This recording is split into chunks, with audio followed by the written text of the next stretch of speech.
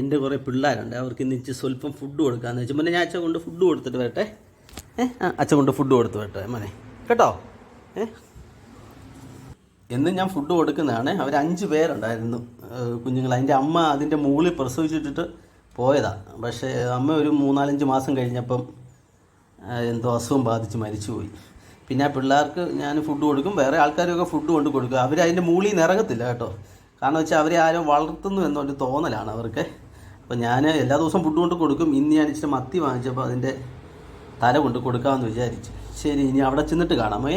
Okay എൻ്റെ my family friends, ഞാൻ കുഞ്ഞവർ അച്ഛൻ. ഇനി അങ്ങോട്ട് പോവാം. ഞാൻ എല്ലാ ദിവസവും ഫുഡ് കൊടുത്തിട്ടാണ് പോകുന്നത്, എല്ലാ ദിവസവും. ഇനി പോകാൻ നേരം എന്തെങ്കിലും ചോറ് കൂടെ കൊടുത്തിട്ട് പോകാമെന്ന് വിചാരിച്ചാണ്. അപ്പോൾ ഈ മത്തിയുടെ തല കൊണ്ട് കൊടുക്കാമെന്ന് വിചാരിച്ചു.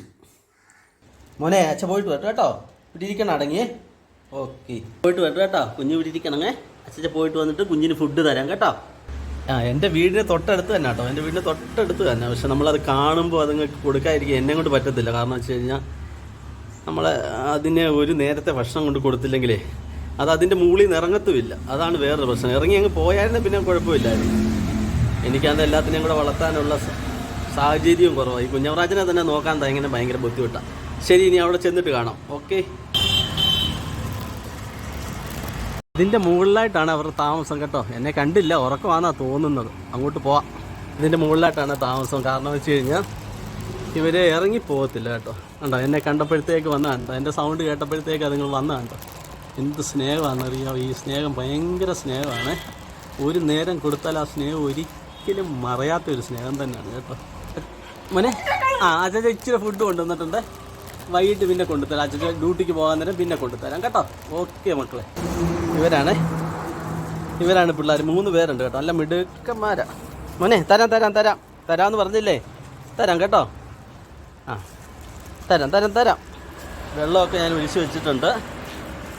തരാം മക്കളെ, തരാം. ഭയങ്കര സ്നേഹം കേട്ടോ. ഞാൻ ഇതുവഴി പോയി കഴിഞ്ഞാൽ അതിൻ്റെ സ്നേഹം ഒന്ന് കാണണം. ഭയങ്കര സ്നേഹമാണ് കണ്ടോ. തിന്നടാ, അത് രാവിലെ ആരോ എന്തോ കൊണ്ട് കൊടുത്ത് ഭയങ്കര ഫുഡൊക്കെ കഴിച്ച് വയറ്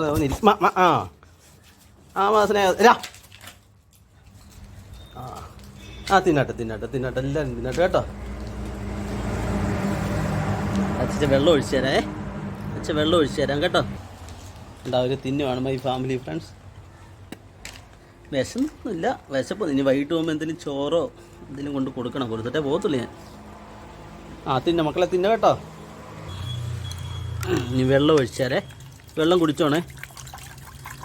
നിറച്ച് വെള്ളം ഒഴിച്ച് തന്നേക്കാം.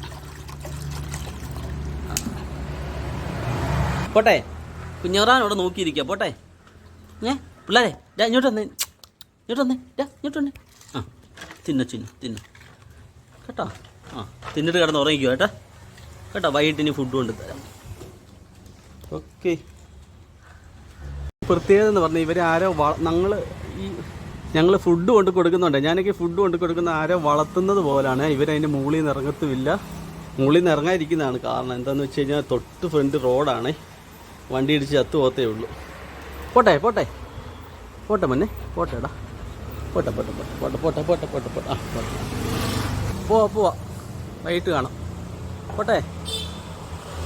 ശരി, ഓക്കെ മൈ ഫാമിലി ഫ്രണ്ട്സ്. ഇതാണ് ഞാൻ വളർത്തുന്ന മക്കളാണ്. എല്ലാവരും എന്നെ പഴിക്കും, പക്ഷേ ഞാൻ ഇതൊന്നും മൈൻഡ് ചെയ്യാറില്ല.